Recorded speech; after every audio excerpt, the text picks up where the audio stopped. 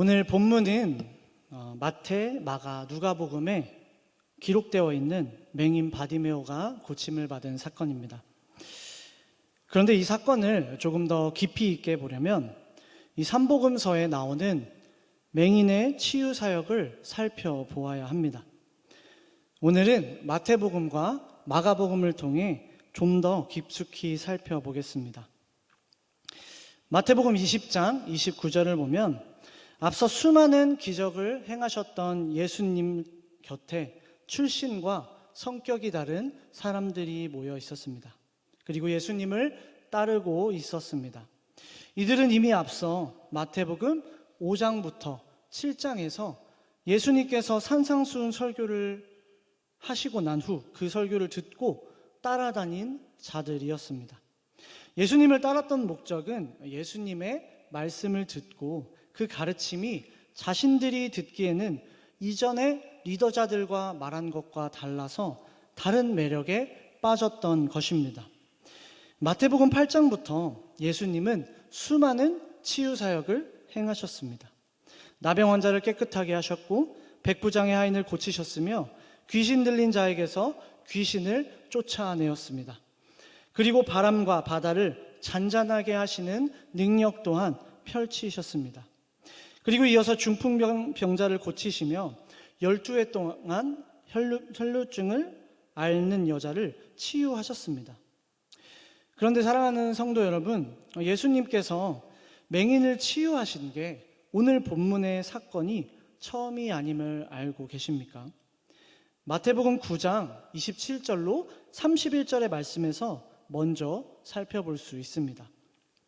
예수님께서 12해 동안 혈루증으로 앓는 여자를 치유하시고 난 후 그의 모든 소문이 온 땅에 퍼졌습니다. 그 소문을 들었는지 두 맹인이 예수님을 따라가며 다윗의 자손이여 우리를 불쌍히 여기소서라고 소리쳤습니다. 그런데 예수님은 맹인들의 소리를 듣고 걸음을 멈추시지 않았습니다. 예수님은 당시 원래 목적지였던 한 관리의 집에 들어가셔야 했기 때문입니다. 함께 화면을 보며 마태복음 9장 18절에서 19절 말씀을 읽어보겠습니다. 시작. 예수께서 이 말씀을 하실 때에 한 관리가 와서 절하며 이르되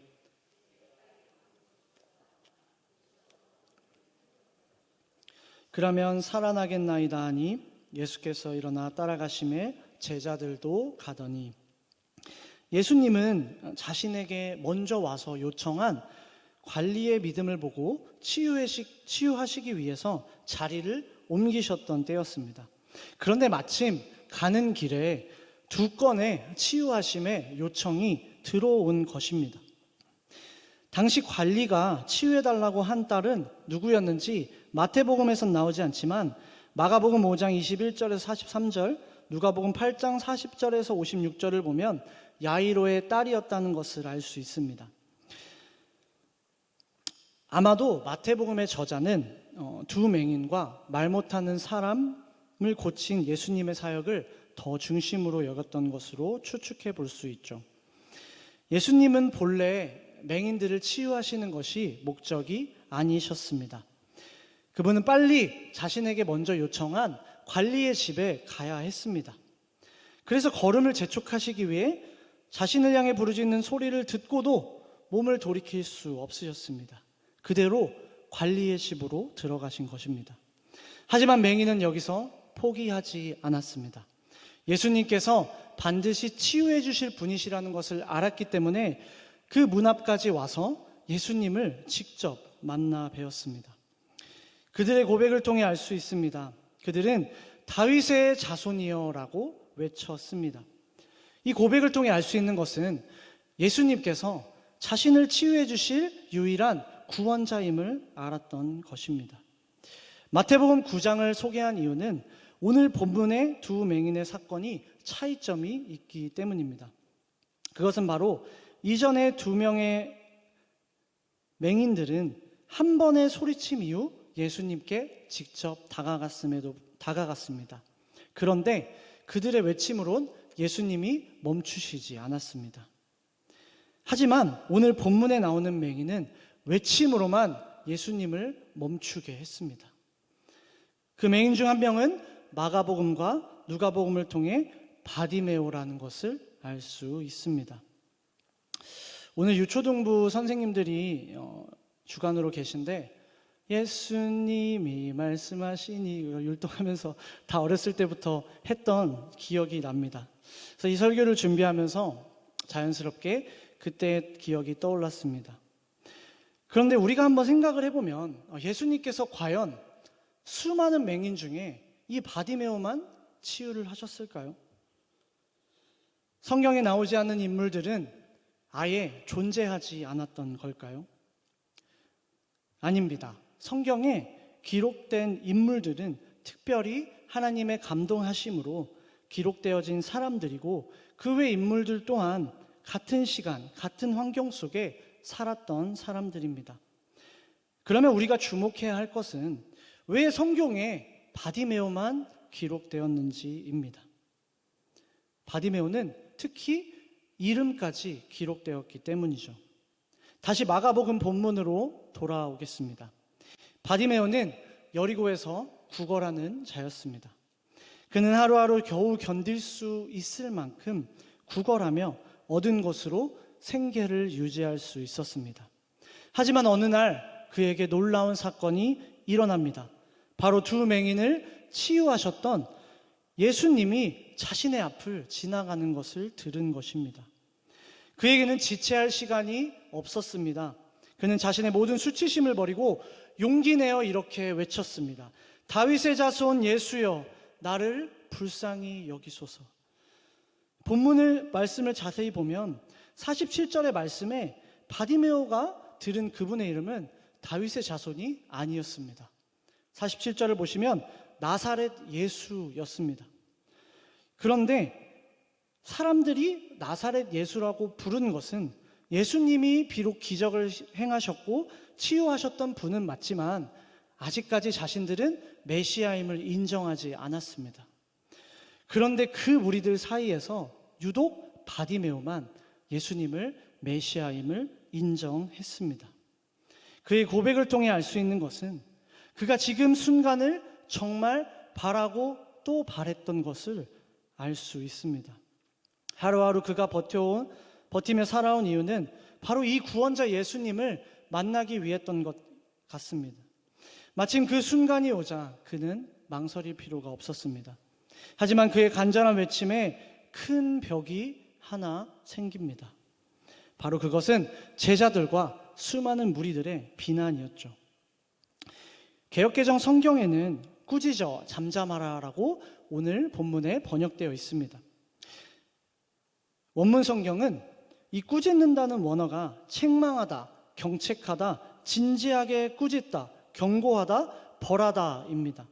그리고 잠잠하라의 언어는 침묵하다, 소리내지 않다, 말을 멈추다입니다.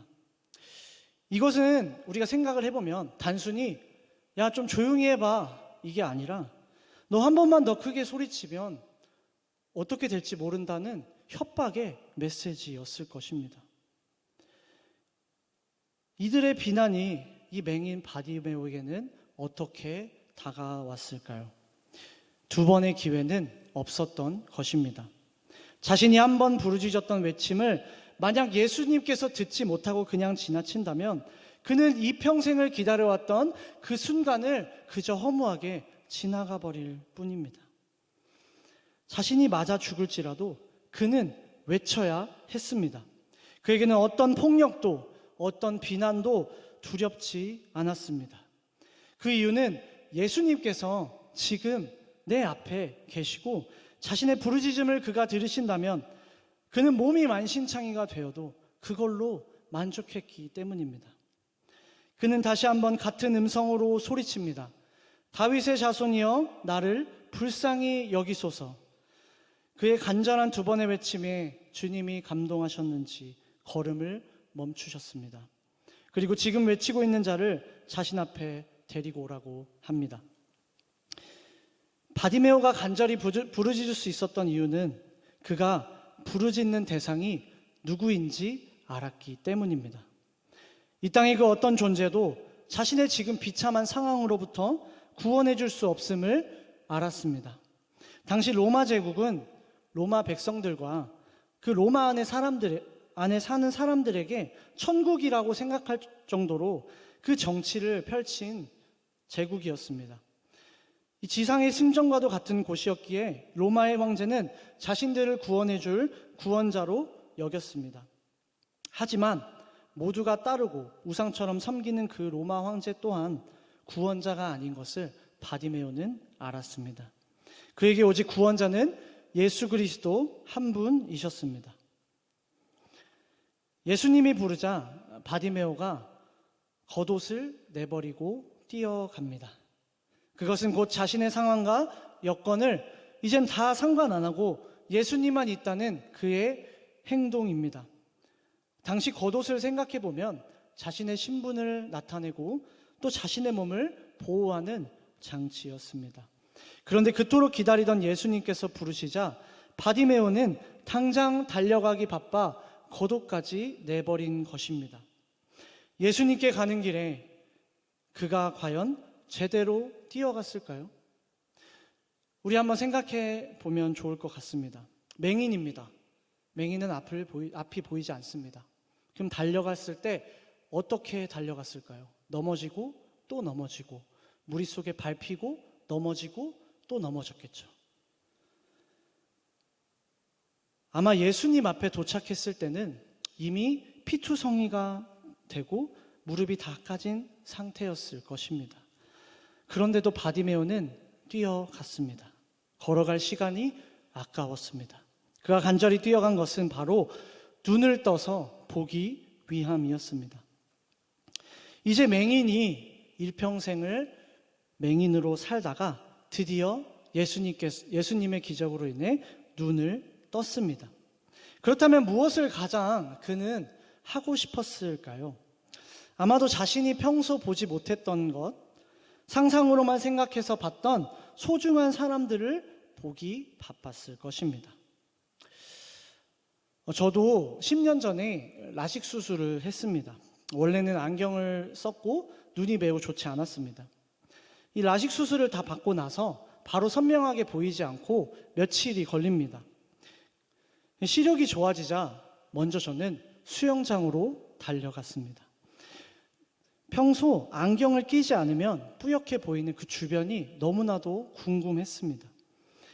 그런데 왠지 주변이 밝게 보이자 수영도 그날따라 더 잘 되는 것 같았습니다. 다음으로는 뜨거운 음식을 먹는 것이 편해졌습니다. 아마 안경을 끼시는 분들은 이 어려움을 이해하실 것입니다. 김이 서리면 그만한 불편한 것도 없죠. 또 코로나19 때는 어떻습니까? 마스크를 껴서 계속해서 김이 서리는 것에 불편함을 느껴보셨을 것입니다. 당장 저의 일화만 해도 이렇게 보이지 않는 것에 대해 답답함이 많았는데 이 맹인 바디메오는 얼마나 더 보기를 간절히 원했을까요? 그런데 우리가 본문을 보면 그가 원했던 것은 다른 것이었다는 것을 알 수 있었습니다. 그가 진짜 보기 원하는 것은 바로 딱 하나였습니다. 예수 그리스도를 직접 눈으로 뵙는 것이었습니다. 예수님은 분명 우리가 읽은 본문 52절 상반절에 이렇게 말씀하셨습니다. 예수께서 이르시되 가라 내 믿음이 너를 구원하였느니라 하시니. 예수님은 분명 이제 눈을 뜨게 해줬으니 이자가 원하는 대로 눈을 뜨게 해줬으니 자유를 주었습니다. 왜냐하면 그는 이미 예수님께서 말씀만 하셔도 자기의 믿음 하나로만 구원을 받을 수 있는 믿음이 있는 자였기 때문입니다. 그가 아마 예수님을 따르는 온 본문이 아니라도 그는 예수님을 증거하며 살았을 확률이 높습니다. 하지만 그의 선택은 주변 사람을 충격에 빠지게 했습니다. 그의 선택은 예수 그리스도를 따르는 것이었습니다. 본문 52절의 말씀을 같이 한번 다시 읽겠습니다. 시작.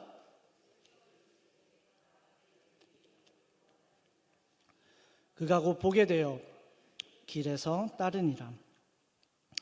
맹인 바디메오가 보기를 간절히 원했던 것, 그것은 바로 세상의 것이 아니었습니다.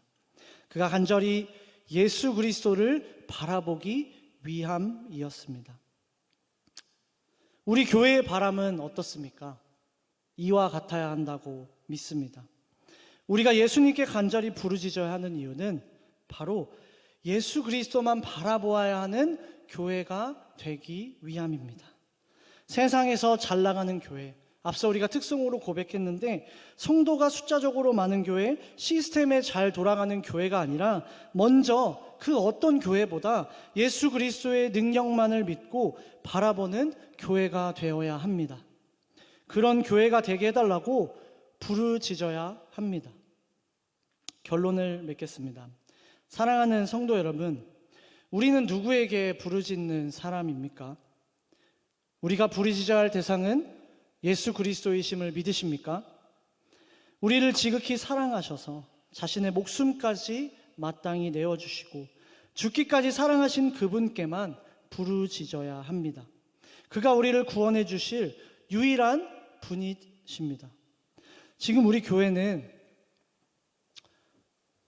누가 봐도 어려움을 지나가고 있습니다. 우리는 부르짖어야 할 때입니다. 진짜 위기는요, 현재 닥친 우리의 상황이 아닙니다.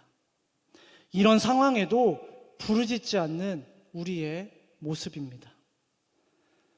이스라엘 백성들에게 위기는 그들에게 닥친 환난과 심판이 아니었습니다. 끝내 깨닫지 못하고 수많은 선지자를 보내 회개하라는 말을 듣지 않은 것이 그들에겐 위기였습니다. 제가 강성교회를 처음 부임하고 나서 부임하기 전에 금요기도회를 먼저 참석했었습니다. 그래서 이제 제가 원래 다녔던 저희 아버지 교회에서는 성도가 많지는 않지만 정말 뜨겁게 기도하는 교회였고, 그래서 지금까지 그런 교회에 있다 보니 강성교회에서 그 성도님들의 처음에 기도 소리를 듣고 안타까웠던 것은 사실입니다. 근데 이것은 사람에 대한 안타까움이 아닙니다. 제가 말씀드리는 것은 큰 기도만 응답해 주시는 하나님이시라는 것이 아닙니다. 작은 기도 또한 기도의 한 부분임을 저는 믿습니다. 하지만 부르짖을 때는 부르짖어야 합니다. 바디메오는 오늘 부르짖는 것을 내일로 미루지 않았습니다. 예수님을 직접 눈으로 보지 못한 바디메오 또한 이렇게 간절히 부르짖었는데, 이 땅에 오셔서 우리를 구원하시고 십자가에 달리셔서 못 박혀 죽으시고 다시 부활하신 것을 다 알고 믿는 우리들이 부르짖지 않을 수 있습니까? 오늘 하루 부탁드립니다. 성도님들, 서로 오늘만큼만 눈치 보지 마시고, 혹시 내가 기도하는 소리가 다른 사람들에게 들릴까봐 걱정되신다면 자리를 옮기셔서라도 오늘 밤은 정말 간절히 우리 함께 부르짖길 소망합니다. 하나님께서 우리 소리를 듣길 원하십니다. 교회뿐만 아니라 세상 사람들도 자신의 상황이 위기에 처하면 밖에 나가 외칩니다. 오늘 이 시간부터 우리는 이 교회 안에서 분열하고 싸우는데 목소리를 높이는 것이 아니라 하나님의 인도하심이 이 교회에 임해달라고, 예수 그리스도의 능력이 이 교회를 통해 흘러가게 해달라고, 예수 그리스도만 바라보는 성도, 권사님, 지사님, 장로님, 목회자분들이 되게 해달라고 기도해야 합니다. 우리의 간절한 부르짖음을 통해 하나님은 반드시 혹여 다른 바쁜 일이 있으시더라도 우리의 부르짖음을 통해 이곳으로 눈길을 돌리셔서 우리 교회를 회복해 주실 것이라고 믿습니다. 예수 그리스도를 바라보고 부르짖는 교회, 저는 이 두 가지가 지금 우리에게 닥친 어려움을 이겨낼 수 있다고 믿습니다. 서로를 향한 소리를 감추고 멈추고 기도의 소리가 가득한 강성교회로 하나님께서 이끌어 주시길 주 예수 그리스도의 이름으로 축복합니다. 저희 함께 찬송가 301장 무반주로 찬양 드리시고 기도하겠습니다. 지금까지 지내온 것 주의 크신 은혜라.